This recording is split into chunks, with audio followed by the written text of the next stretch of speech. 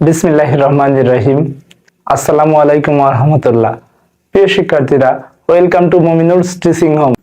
এই ভিডিওটির মাধ্যমে তোমাদের এইচএসসি ব্যাচ পদার্থবিজ্ঞানের ভেক্টর চ্যাপ্টার গুরুত্বপূর্ণ সূত্র পরিচিতি নিয়ে আলোচনা করা হবে। এর আগে একটা পূর্ববর্তী ভিডিওয় আমরা 1 থেকে 5 পর্যন্ত সূত্র নিয়ে আলোচনা করেছিলাম। এই ভিডিওটিতে আমরা 6 থেকে 10 পর্যন্ত সূত্র নিয়ে আলোচনা করব এবং এর পরবর্তী ভিডিওয়ে আমরা 11 থেকে 15 পর্যন্ত সূত্র নিয়ে আলোচনা করব। তাই বাড়তি কথা না বাড়িয়ে চলে যাচ্ছি মূল ভিডিওর আলোচনা অংশে।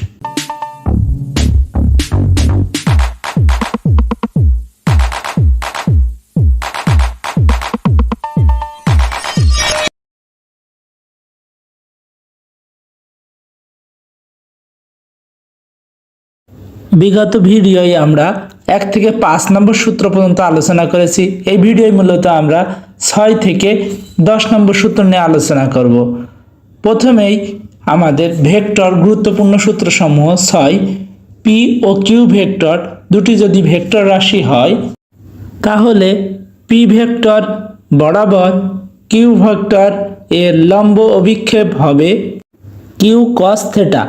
মূলত এটি নির্ভর করে পি ভেক্টরের ক্রিয়াশীল একক ভেক্টরের উপর, অর্থাৎ পি ভেক্টর বরাবর কিউ ভেক্টরের লম্ব অভিক্ষেপ হচ্ছে কিউ কস থিটা এবং উপাংশ ভেক্টর হবে কিউ কস থিটা গুণ পি ভেক্টর বরাবর ক্রিয়াশীল একক ভেক্টর।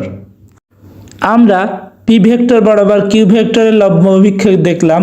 অনুরূপভাবে বলা চলে কিউ ভেক্টরের ওপর পি ভেক্টরের লম্ব অভিক্ষেপ, অর্থাৎ এটা উল্টো হবে, সেটা হবে কিউ ভেক্টর বরাবর পি ভেক্টরের লম্ব অভিক্ষেপ সমান পি কস থিটা। একটু খেয়াল করলে আমরা দেখতে পারবো আগেরটা ছিল কিউ কস থিটা, এটা পি কস থিটা, ওই মানটার উল্টো আর কি। এবং উপাংশ ভেক্টর হবে সমান পি কস থিটা গুণ কিউ ভেক্টর বরাবর ক্রিয়াশীল একক ভেক্টর, অর্থাৎ উপরের মানটার উল্টো মানটা আসবে। একবার পি ভেক্টর বরাবর, একবার কিউ ভেক্টর বরাবর, এই মান দুইটা আমরা হিসাব করতে পারি। এটা তোমাদের মূল বইতেও দেওয়া আছে, সূত্রগুলো তোমরা আমি লিখে দিচ্ছি, তার চেয়েও ভালোভাবে আছে, সেগুলো পড়ে নিবে। 8 নম্বরে আমাদের যে সূত্রটা আমরা জানবো সেটা হচ্ছে এ ভেক্টর এবং বি ভেক্টর যদি আলাদা দুইটি ভেক্টর হয়, তারা এক্স অক্ষ, ওয়াই অক্ষ এবং জেড অক্ষ বরাবর যদি ক্রিয়াশীল হয়, তবে এই দুইটি ভেক্টরের ক্রস গুণফলের মান নির্ণয় পদ্ধতি এবং ডট গুণফলের মান নির্ণয় পদ্ধতি। যদি ক্রস গুণ করা হয় তাহলে আই জে এবং কে ভেক্টর বরাবর A X A Y A Z এবং B X B Y B Z এই আকারে আমরা মান নির্ণয়কের সাহায্যে নির্ণয় করতে পারি। এবং এ ডট বি ভেক্টর দুইটি যে ডট গুণ করি তাহলে এদের স্বাভাবিক বীজগণিতিক নিয়মের গুণ করা হয় এবং মানগুলো যোগ আকারে বসানো হয়।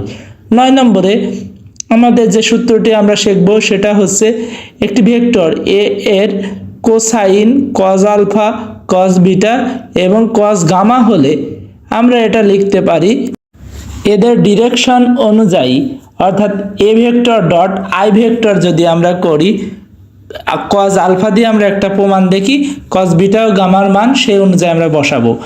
এ vector dot I vector equal A dot 1 into cos alpha, এখান থেকে আমরা কজ আলফার মান ঐকিক নিয়মে আকারে বের করতে পারি A dot I vector by A ভেক্টরের মান।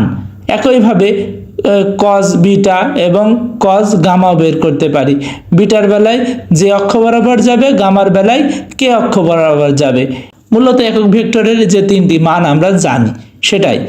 সর্বশেষ আমরা যে সূত্রটি শিখব সেটা হচ্ছে 10 নম্বর।